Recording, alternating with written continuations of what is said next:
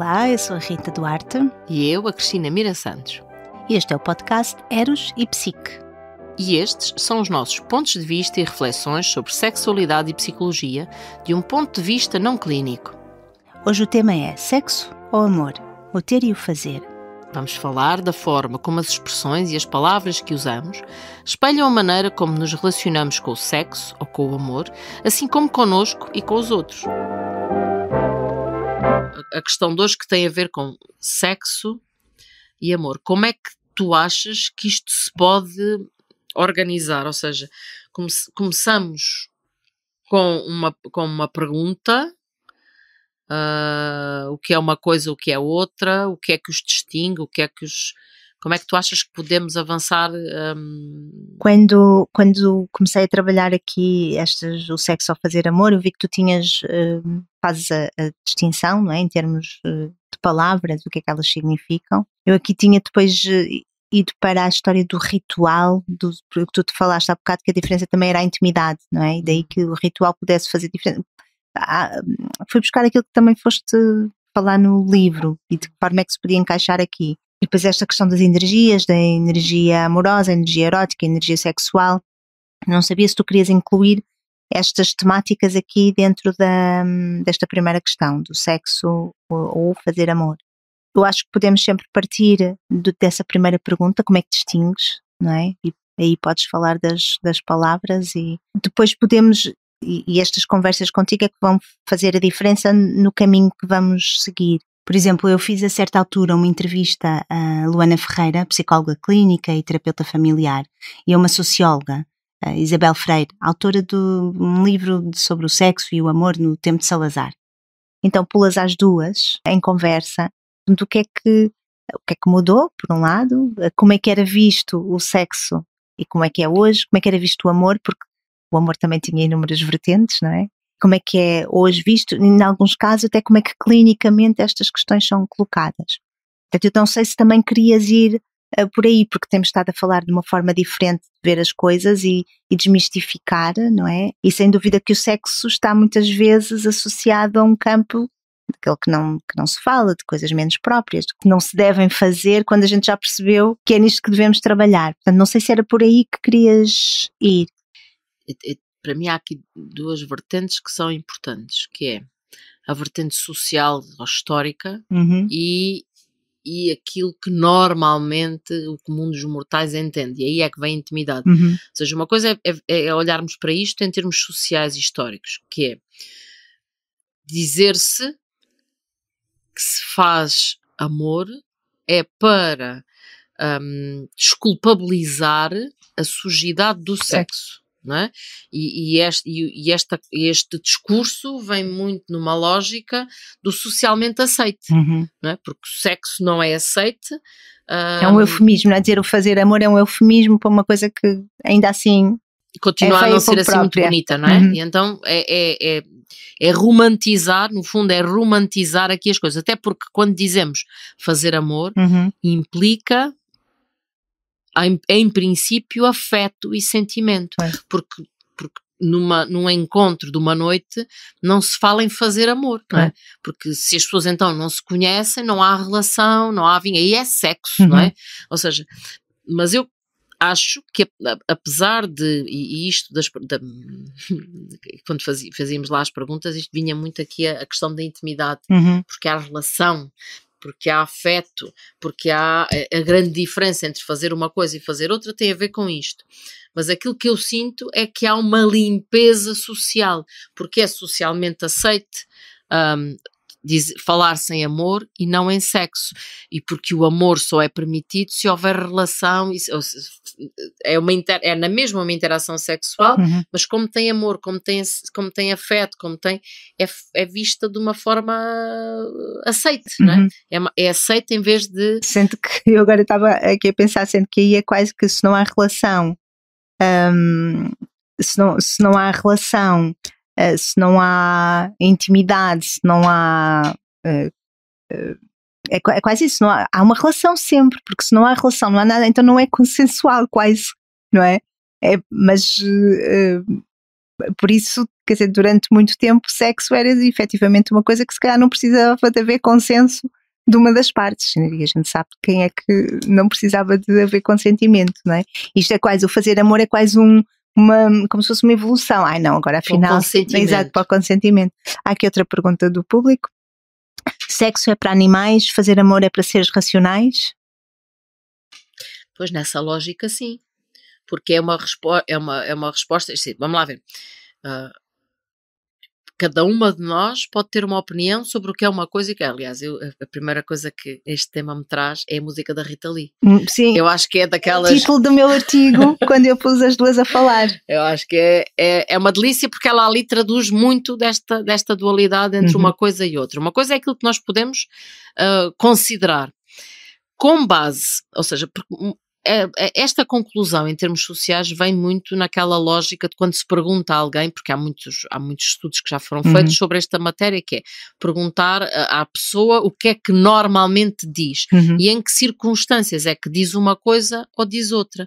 E é aqui que vamos encontrar estas disparidades, estas diferenças, efetivamente, que é quando as pessoas falam em fazer amor, há relação, há intimidade, há vínculo com aquela pessoa, há interação depois do sexo, ou seja, há carinho depois do sexo, ou seja, são referidas coisas que são normalmente feitas entre um casal e onde efetivamente há consentimento, não é? E para isto é preciso ser racional, não é? Porque em princípio não se está só a responder a apelos animais e biológicos, não é?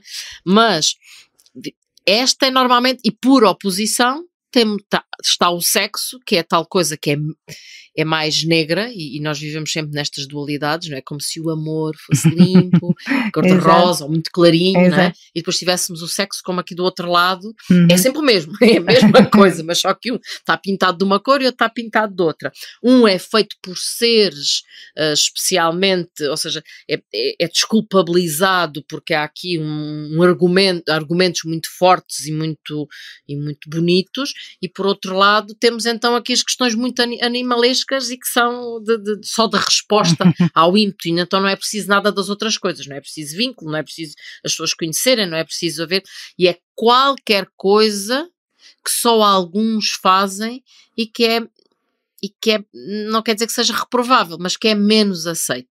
Pronto, efetivamente podemos ter aqui esta diferença, e isto ser uma diferença com um cariz mais social e histórico. Aquilo que eu acho é que hoje em dia há aqui outras diferenças, há outras nuances que entram aqui, porque hoje em dia o sexo já não tem esta cor tão escura e o amor já não é assim tão cor-de-rosa. Então, estas perguntas, quando estas perguntas são feitas como é que define, qual é a expressão que usas e em que momentos é que usas uma e usas outra, aqui as diferenças começam a ser, pronto, para gerações mais novas, estas diferenças já deixam de fazer sentido, ou seja, até porque o próprio amor passa a ter conotações completamente diferentes, porque uma relação já não precisa de ser romantizada para ser aceite, não é? Aqui as coisas acho que já começam a mudar um bocadinho. E se calhar a própria importância da intimidade, ou seja, aquilo que faz a diferença entre um e outro, parece-me que já há aqui outro tipo de argumentos que já não são os mesmos sei lá, nos anos 80, em que foi preciso, que há a explosão e as questões da sexualidade começam a ser mais aceites, mas ainda tabus, ainda precisam de ser refriadas, não é? Até porque continuamos a viver numa sociedade católica muito que reprime muito estas, só se faz amor para fazer filhos, e provavelmente nem sequer se faz sexo, mas para mim é interessante perceber como é que esta dualidade e esta forma perde também aqui um bocadinho a importância nos dias de hoje. Provavelmente nos dias de hoje e nas gerações diferentes das nossas, já não é uma questão de falar nesta sexo ou amor, mas as terminologias já são outras, já são outras, as dualidades já são outras. Precisávamos de outros nomes, não é? Sim, julgo que já são outros. Esta dualidade faz sentido para 2 gerações, 3 gerações no máximo, onde estas questões continuam ainda muito presentes. O pecado e o escuro ainda são muito, mas definitivamente julgo que esta questão social histórica são realmente aqui têm um papel muito, muito importante.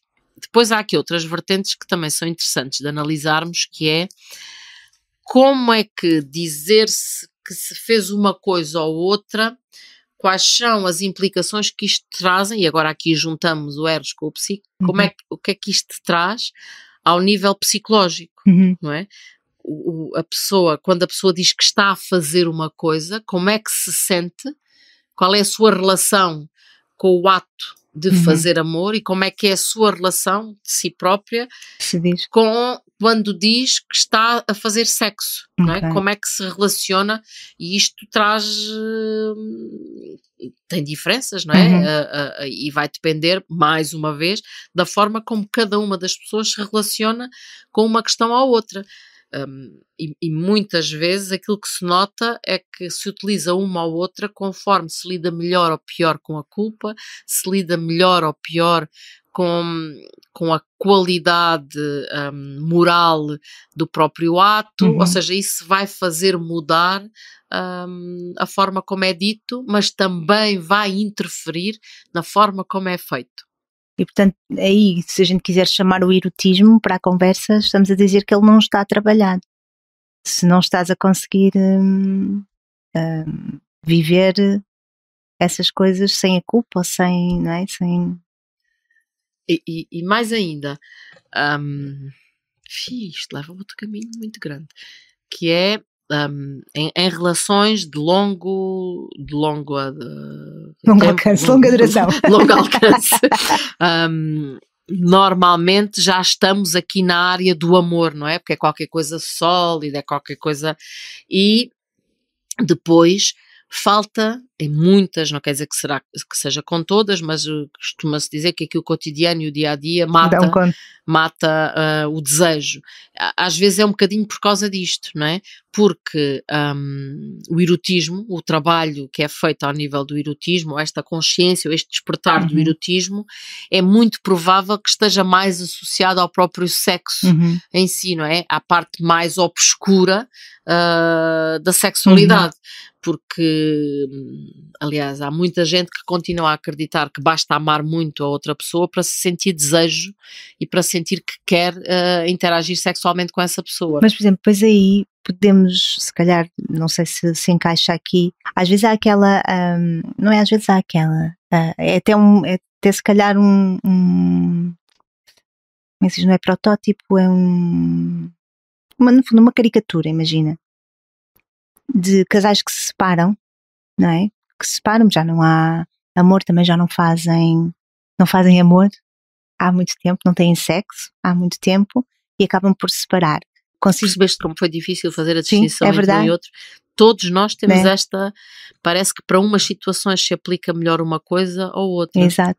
E neste caso, pronto, eu consigo imaginar que sejam as duas, ou seja, não fazemos amor, nem sequer fazemos sexo, não é? Não fazemos e nem sequer. Bem, estás a ver aqui como é que... Exato. Mas quando se separam, imagina que se separam sem haver uma outra pessoa, se calhar a primeira coisa que vão à procura não é fazer amor, ou não é satisfazer essa área, vão se descobrir. Vão afinal fazer um curso que estavam há muito tempo sem fazer, ou vão passar a sair mais com os amigos que não saíam. E aqui voltando a falar no erotismo, estão a trabalhar mais esse erotismo. O amor próprio, a sua segurança pessoal, a sua autoestima, a sua presença e a ativação da sua presença. Que afinal era o que faltava. A sua presença ativa até junto dos outros. Que afinal era o que faltava. O que faltava não era se calhar só essa, afastámos-nos a rotina, não, se calhar afastámos-nos de cada um de si. E se isso acontece, a pessoa deixou de investir na relação, deixou de investir no outro, sobrou-lhe tempo para investir em quem? Em si, não é? Em si. Pois, mas é isso, na relação o que faltava não era só o trabalho na relação, era o amor, o trabalho por si mesmo.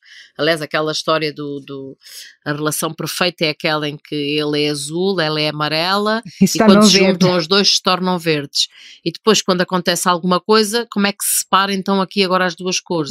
E o ideal será que, imaginando que são dois círculos e que eles se intersectam, e a parte que é verde e que está equilibrada com o que se mantém azul e o que se mantém amarelo, porque isso será... Mas aqui, e voltando aqui à descrição que fizeste desta situação, para entrarmos neste tema, voltamos a ter isto, nem sequer sexo. Então é possível fazer amor é possível fazer amor sem ter sexo? Bem, se entrarmos nesta nossa lógica, sim, porque implica tudo o resto, não é? Implica essa ativação com os outros, connosco. A tal intimidade, a tal confiança. E é possível haver o contrário, ou seja, haver sexo sem amor. Sim, aliás, quem faça sexo uma última vez antes de acabar. Então se calhar são duas coisas diferentes, não é? Sim. Sexo e amor são duas coisas diferentes, mas dizemos isto, fazer sexo ou fazer amor, ter sexo, porque não é fazer ter sexo. Ter sexo, fazer sexo, não, e fazer amor. Já implica mais qualquer coisa, não é? O ter e o fazer. Até aí, olha, vês outra questão que temos que ver, é o ter e o fazer. O que é que se tem?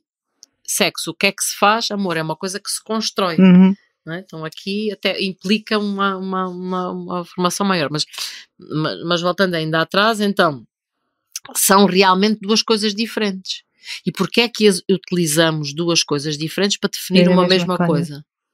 Eu só vejo aqui uma razão, que é esta tal razão de camuflar ou de disfarçar uma coisa que é menos aceite. E até mesmo, e aqui o desafio é entre casais já com algum tempo juntos, às vezes até parece que choca dizer-se que vamos fazer sexo. Uhum. Porque se já há tanta intimidade, se há tanto amor, se há tanto respeito, parece que o sexo entra aqui como uma coisa... à bruta, não é? Uma coisa, como a pergunta que vinha aí, do animalesco, não é? Uma coisa muito animalesca, que já não é própria para um casal que já trabalhou tantas outras coisas. E quando se fala aqui então na tal separação, porque o amor é aquilo que um casal, em princípio, não é? Que um casal tem e que vai construindo, porque se faz, não é? Ao longo da vida a dois. E realmente... o erotismo parece que ficou lá atrás, no tal sexo, que pelos vistos não é assim um bocadinho mais denso e mais negro. Mas o que é certo é que para que o cotidiano não mate, para que o amor não mate o desejo, vai ser necessário entrar aqui esta parte mais negra da interpretação que se faz do sexo. Mas no fundo... a forma airosa que se encontra para camuflar esta situação, e estamos a falar da mesma interação, é uma interação sexual, pode até no limite vir a matar, não é? a própria relação, porque queremos romantizá-la de tal forma, não é? Para que seja aceite socialmente. Podemos estar aqui também a matar este atrito, não é? Porque no fundo o desejo tem muito a ver com este atrito entre os dois polos, não é? Que se atraem, mas que ao mesmo tempo se repelem, não é?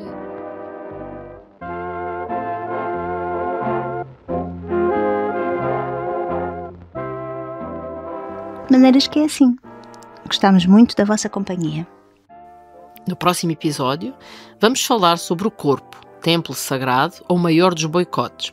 Mandem os vossos pontos de vista, pensamentos e reflexões para o nosso e-mail info@erosepsique@gmail.com. Apareçam!